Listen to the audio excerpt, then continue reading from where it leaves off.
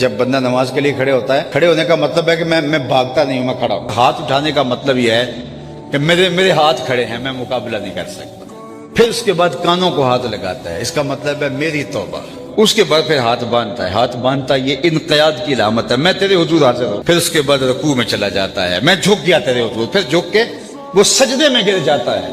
اور انسان کے اشرف اعضاء سر میں ہیں، دیکھنے قوت آنکھیں سر میں، سوچنے قوت دماغ سر میں، بولنے قوت زبان سر میں، سونگھنے قوت ناک سر میں، اور سر مالک کے در پہ، اور ناک رگڑ رہے زمین سے، ماتھا رگڑ رہے، اور قولن کیا کہہ رہے؟